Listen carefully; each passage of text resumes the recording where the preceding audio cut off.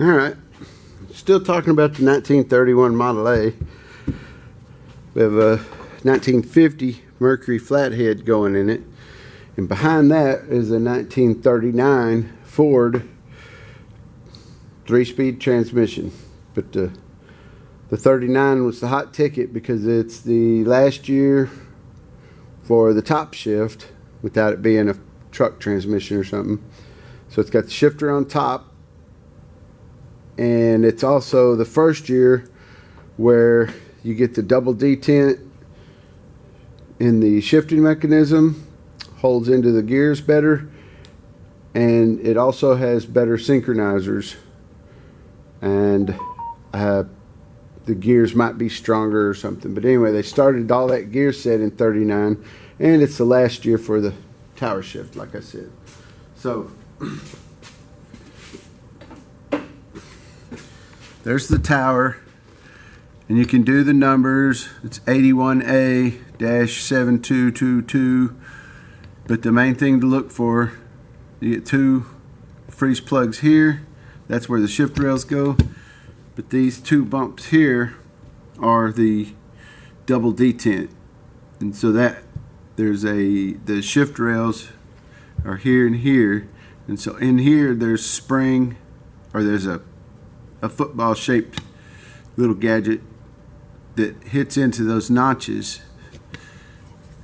and so when it clicks out, there's no notch here, so it automatically pushes the football shape into this other one, so you cannot move this one, so it locks it out. And the earlier ones had single detent, and so they worked, but this is just an evolution of stuff. And then there's other balls out here on each side in this. So if you're looking at a swap meet, that's the first thing to look for. And there's tons of videos out there on transmission selection, what's best. We get most of our information and our parts from Van Pelt's, and they're not a sponsor, but he's kind of the early Ford transmission guru. He's got books out and everything. So you can go elsewhere for identification. I mainly want to show you the wear spots. I didn't think to film taking this thing apart. But what got me concerned, this is the input shaft. Okay, so this part goes into the crank. This rides on the clutch disc and turns everything.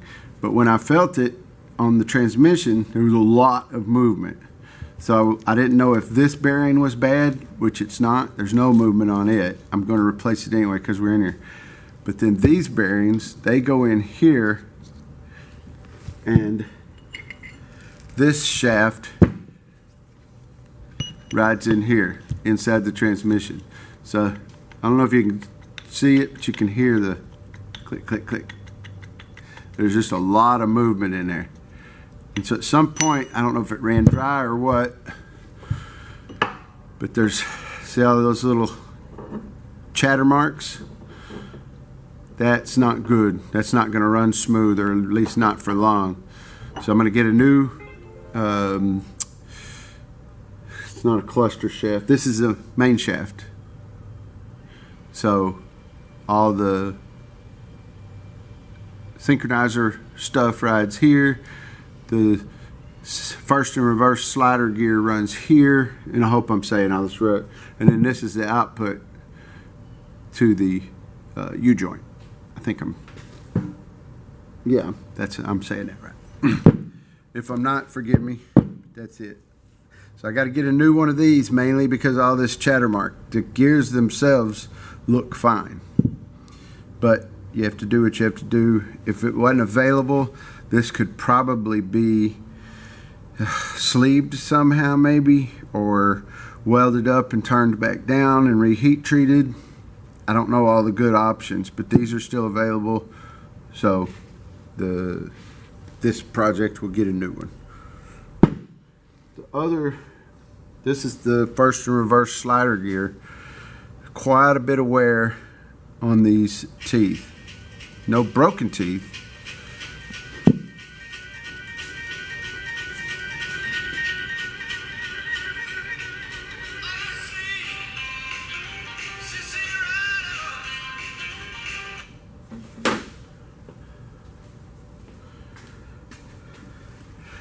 This is the first and reverse slider gear. The shift fork goes in here, and so this slides back and forth to engage the first or reverse. So there's quite a bit of wear on the front and the back, and there's some, it's not chipping, what would you call it, spalling, or there's some evidence that this thing ran without oil, basically. And hadn't even seen that before. I was already going to get a new one of these, but that's horrible. I don't know if you can see those little dots in there. They are indicative of something wrong. It should be smooth because that rides on this gear here for the first gear selection. So that rides there, and then it slides back and engages the reverse gear in the bottom of the case. So this is getting replaced new. I had a mark here. I was counting teeth to make sure when I ordered the parts I got the right one, because there's a few changes through the years, and it's mainly the twist of these twist of the helix in here and all that, but that still rides good. That goes here, and so when you slide it back and forth, the helix I think helps engage the gears a little better because these are not synchronized. So that's that. And then this is the reverse gear. It's got a little bit of wear on it, but you don't use reverse all the time. The faces of the gears look good on this one, so not worried about that. We are getting a new reverse shaft. The bottom shaft was worn out. You can kind of see this shiny spot right here. Well, I hope you can see it. And so I measured right here, and it's right on the bottom side of the standard. Measure it with a micrometer, and it's like 2/1000ths under, so it's only going to wear more, and that one little piece is not that much. The kit comes with a new counter shaft in the bottom too. It actually was within specs because the bearings ride right there. There's a bearing that rides here like that, and another one up here. Those were within spec, but just barely. And you can see there's a little movement, and this is probably wore out. We're definitely getting these new bearings. And then the last thing that was broken was the this was a thrust washer, and it goes behind the synchro. You can see it's got a big crack here all the way through. So if it cracks on the other side, that falls out, and that would be catastrophic a few different ways. This would pieces of this would probably get stuck between the gears, but no matter what, it would allow the synchro to just float back and forth, and you know, it's quite thick for that thrust washer. It's almost a quarter, not quite. These are some wear parts in these transmissions. You get them with the kits, the major kits, but you also can, from Van Pelt's, you just go through and you order the pieces you want instead of a kit, and it works out a little cheaper, a little more trouble, but see those lines, that's been stuff that's been caught in there. Somebody ran this transmission dry and dirty in the past, but all the pieces are there, and it's good, and we can rebuild. So this is a collar that goes inside the synchro mechanism up on this part here somewhere. It was a pretty tight fit, may not just slide on for me, but anyway, it goes right here. And I'm not doing instructions on how things come apart. I'm just telling you what's going on this transmission. It has the old style synchro, and so there are ball spring and then a ball that go in here, and then all that gets inserted in here, and that ball has some different locator notches here, one in the middle to keep it in the middle, and then front and back to keep it in the different gears. And this is the second and third reverse, not reverse, excuse me, the second and third gear slider, so it goes forwards and backwards, And then these little brass parts are the synchro rings. If anybody's used to the later style synchro rings, this is the early style. It's built on this whole hub. So this one's in good shape. Gonna reuse it. This is in good shape. Everything else was in good shape. Just the broken thrust washer and the normal wear parts are getting replaced, plus the bearings and this shaft and the slider, the first and reverse gear selector. So that's that. I'll try to remember to do the video when I put it back together, even though there are other videos out there that are much better, including by the Van Pelt's team. I don't know if that's him doing it, but I've watched a couple of their videos and they're very well done. So all right, today we're talking about the crankshaft from the 1950 Mercury. It's going into 1931 Model A. Typical, I say typical, 1950s hot rod build. It was a popular thing back then and it still is. So in the Mercury crank there was a plug right here, and on this throw and on that throw and on that throw. That's a popular spot. It's machining place where they machined for the crank oiling. Everything was working fine on this motor, but it's common knowledge that you need to get those plugs out clean behind there. These were very clean. We could have done away without it, but you never know.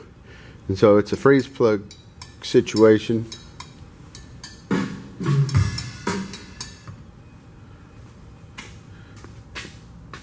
It's a freeze plug situation, and they're staked. You can probably see a tiny little place right there from the factory, and it took quite a bit to get them out. They say you can drill through the back of them like with a 1/4 inch tap and pull them out that way. That didn't work. I finally, you can see I had to just start beating on it and it got loose, and then I was able to get that with the baby vice grips and get them out. And this was the most complete one. The other ones are drilled almost all the way out, but I didn't hurt the crank at all. And I could buy some more of these, but I saw online somewhere you can drill these out slightly. Power off. Can drill them out to the right size. This is a, I think a 3/8 NPT. Double check. Yeah, 3/8 NPT, and so it's a brass plug, never rust. You can get it out and clean it someday in the future. So we'll do that later before we send it to the machine shop, but we won't put these in. We'll let cleaning do the whole thing, but I'll get them tapped first. That way there's no swarf or anything. So that's all about that. This crank is in really good shape. The worst wear is right there that you're seeing, and I don't even know if that's wear. I mean, there's no scratches. It's just marks from the oil ring in the middle. That's where the oil hole is in the block. Here, here, here. And then this little bit of wear, if you want to call it that, from the other things.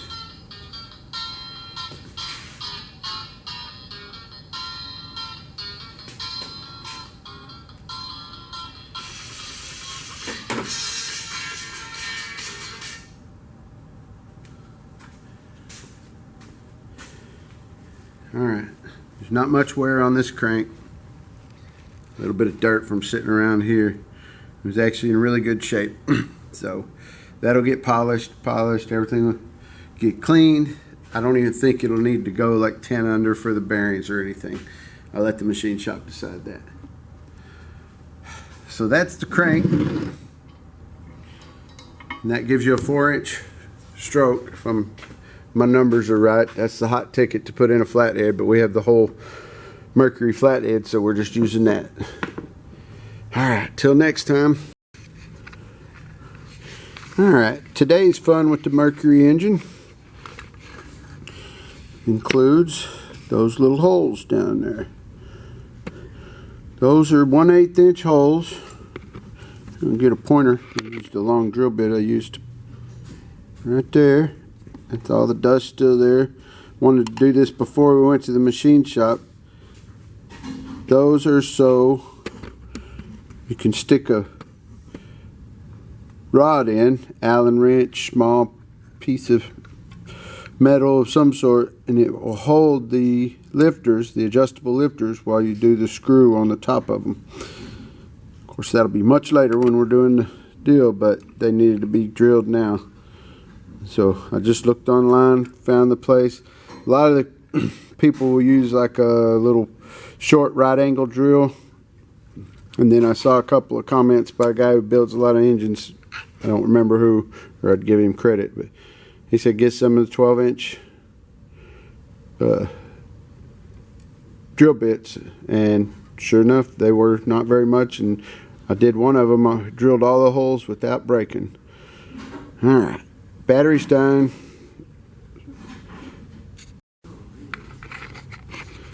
Alright, got the battery changed. Anyway, all the holes are done for the lifter adjustments. So now that takes us back to, just use this pointer.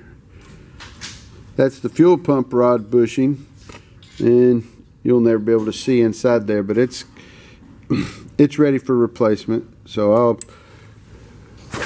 I'll get that out. I've got bushing driver. Not going to try to do it on camera. Just driving a bushing out. And then that is pretty much, the block is ready to go to the machine shop after that for deep cleaning, straightening the bores, checking the valve seats, crack check. They'll do a major crack check.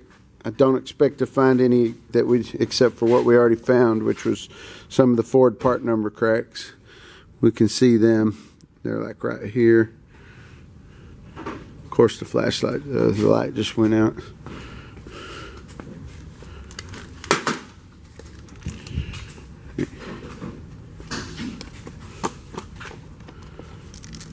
Anyway, I don't know if you can see it, but